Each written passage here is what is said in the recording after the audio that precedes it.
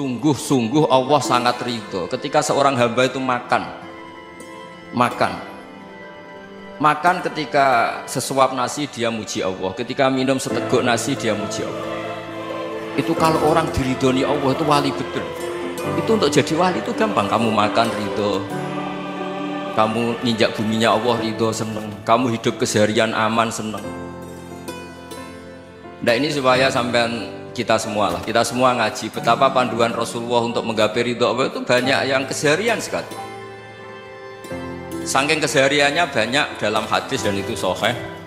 Nabi menyebut hal-hal yang keseharian. Hatta ma tas'alu fi imra'atika, kamu punya uang kemudian istri kamu bisa makan, itu ibadah. Bahkan sebagian ibadah itu dicontohkan Nabi yang akhirnya diprotes sahabat, yaitu wa fi buti ahadikum shadaqah, kamu menggauli istri kamu itu ya sedekah. Sampai sahabat bilang, yang benar ya Rasulullah, ayati ahaduna syahwatahu wa huwa lahu ajrun, masa urusan biologis, urusan syahwat kemudian dia dapat pahala. Nabi menjawab, alai salawadu'aha fi haramin akana alaihi wisrun, bagaimana kalau dia meletakkan ke yang tidak benar, itu kan dosa. Nah, hal-hal seperti ini yang saya ingin teman-teman semua, saya juga agak ingin ngaji demi Anda, juga agak ingin. Itu dosa sekali ngaji kok, pesanan kelompok tertentu itu nggak boleh. Islam itu untuk semua, jadi ya cuma karena di depan saya jenengan ya seakan-akan jenengan korbannya. Itu ada ilmunya dalam usul fikih itu. Jadi orang itu harus ngaji usul fikih. Nama yang disebut, mungkin Mas Sufyan masih ingat teman ngaji usul fikih. Nama yang disebut itu tidak jaminan sebagai prioritas perintah. Jadi misalnya gini, kebetulan yang di depan Nabi itu Abu Dzar. Nabi ya bilang, ya Abu Dzarin ini uhibbuka misalnya, atau ya Mu'ad ini uhibbuka, atau ya Abu Hurairah ini uhibbuka misalnya. Banyaklah riwayat yang Nabi nyebut ya Abu Dzarin, ya Mu'ad, ya Abu Hurairah. Kemudian misalnya Nabi meneruskan khitab, ini uhibbuka, saya mencintai kamu, fakul dubur sholatin, atau sebagian riwayat disebut fala tada'anna dubura kulli sholatin Allahumma inni ala dzikrika wa syukrika wa husni ibadatik. Saya mencintai kamu, siapa saja, Mu'ad bisa, Abu Dzar bisa, siapa. Saya mencintai kamu, mohon kalau habis sholat kamu jangan lupa wiridan Allahumma inni ala dzikrika wa syukrika wa husni ibadatik. Ya Allah, tolong kami permudah supaya mudah ingat Engkau. Anda tidak bisa mentang-mentang, wong nama saya Parmin, nama saya Purnomo, itu yang diperintahkan Mu'ad misalnya. Jadi yang disebut satu, tapi khitab itu untuk siapa saja. Saya teruskan. Jadi saya mohon semua kita melakukan kebaikan itu, kalau dalam kaidah fikih disebut al yakin la yazalu bisyak. Banyak kebaikan yang kebenarannya itu 100%, tidak punya efek samping ke pihak lain, ke kelompok lain, ke komunitas lain. Itu tadi misalnya Anda makan dan itu murah sekali, hanya butuh satu piring, setiap punyaan kamu muji Allah, setiap minum kamu muji Allah. Itu redaksinya Rasulullah SAW disebut Allah sangat ridho ketika seorang hamba makan kemudian dia memuji Allah, atau minum kemudian dia memuji Allah. Logikanya gampang, negara seperti ini yang kamu harapkan bentuknya kayak apa, mertua, ipar, komunitas, tetangga, itu nyata terjadi itu kan belum pasti. Sementara yang mesti terjadi adalah kamu butuh makan, kalau tidak mati, butuh minum, kalau tidak mati, butuh bumi yang nyaman ditempati, kalau tidak kita juga mati.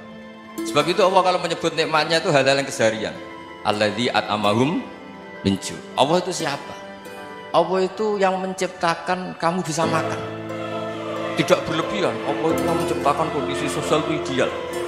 Zaman Nabi itu ya ada orang munafik, orang-orang pilihan Allah itu juga diuji orang sekelilingnya yang macam-macam. Semua diuji sesuai konteks zaman dan waktu.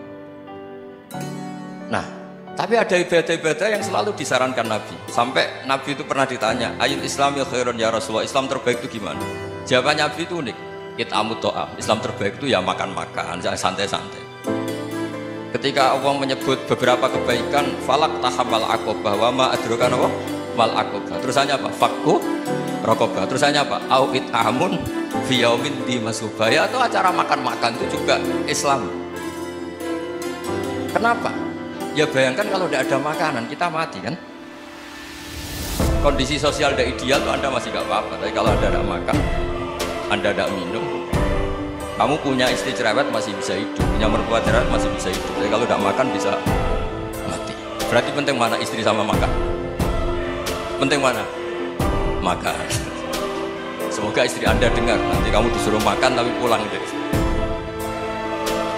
Itu kalau dibahasakan makan masih memahami. Penting mana nasi satu piring dengan istri. Nggak ada nasi mati, nggak ada istri belum mati. Penting mana? Gak berani jawab kan? Ternyata Anda ada garang kan di depan istri. Jadi saya mohonlah, mungkin Mas Sufyan Sauri tadi yang bisa bantu lah. Teman-teman tuh ngaji yang keseharian saja.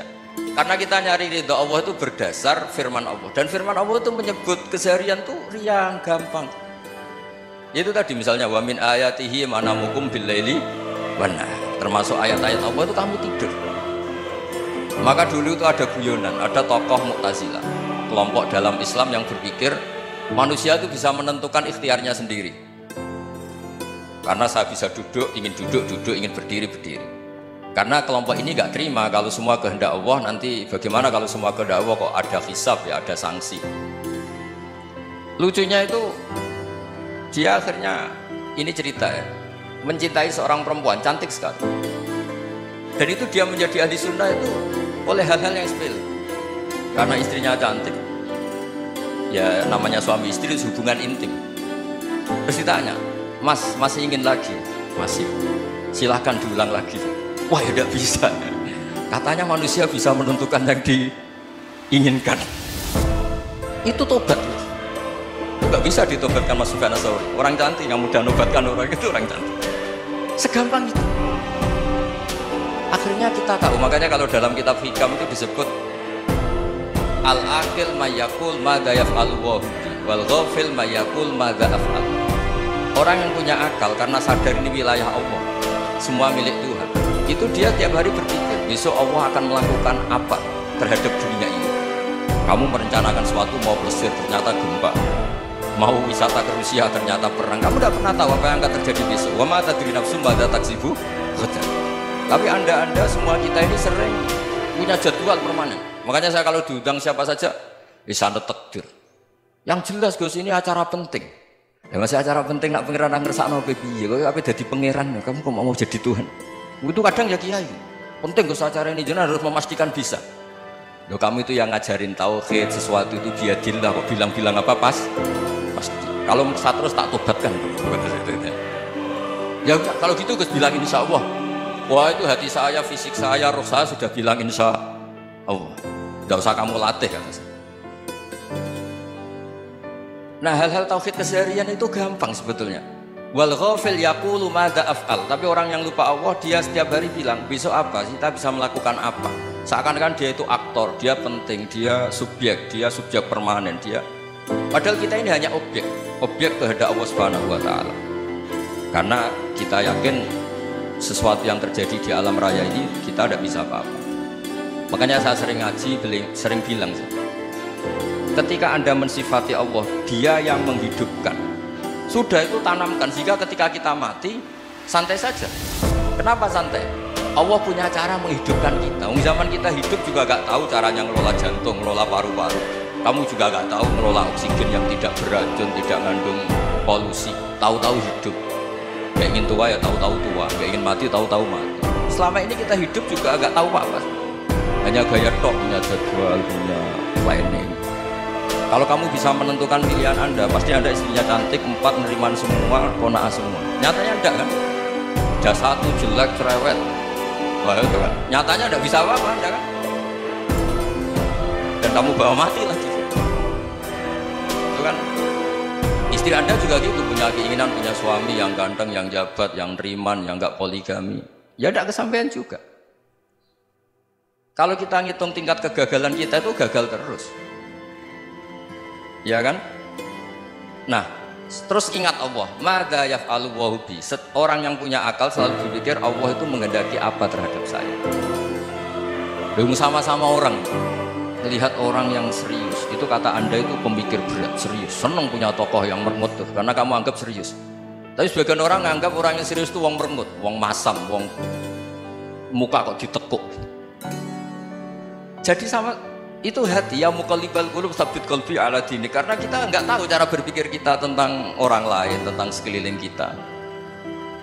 Misalnya kita orang baik yang jenis hormat fakir miskin. Ada orang bangun masjid mewah itu janggal. Apa artinya masjid mewah kalau banyak orang kelaparan? Tapi kalau yang jenis pendidikan, apa artinya masjid mewah kalau tidak bisa ngaji? Nanti yang jenis infrastruktur, apa artinya ini kalau semuanya punya sudut pandang yang berbeda. Dan Islam mengapresiasi semua kebaikan. Tapi katakan semua kebaikan itu adalah kehendak Allah Subhanahu wa taala. Karena apapun baik Anda itu pakai fasilitas yang diberikan oleh Allah Subhanahu wa taala. Sehingga ini yang disebut qulillah wa darhum fil khawdihim. Ya kembali tadi ke tema-tema bahwa keseharian Anda ini sudah Islam. Saat Anda tidak bisa melakukan apa saja. Saya sering ada jenazah, biasanya kalau tetangga meninggal saya sering disuruh lepas.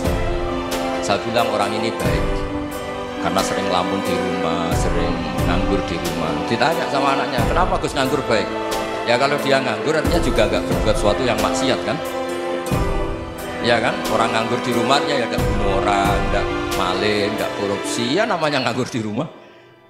Lah cuma istri cara pandang nganggur nggak menghasilkan uang itu, tapi juga nggak menghasilkan kriminal kan? Jadi sebenarnya Islam itu makanya kalau sampai ngaji usul fikih itu ada kitab usul fikih namanya Lubul Usul, itu terkenal sekali di pesantren itu. Itu kalau ngapresiasi keseharian itu luar biasa. Itsma min mubahin illa wa yatahaqqaqu bihi tarku haramimma. Karena keseharian yang mubah saat Anda lakukan itu ada kehebatan yang luar biasa, yaitu meninggalkan haram. Makanya dulu banyak orang-orang alim ketemu temannya itu guyon sampai semalaman.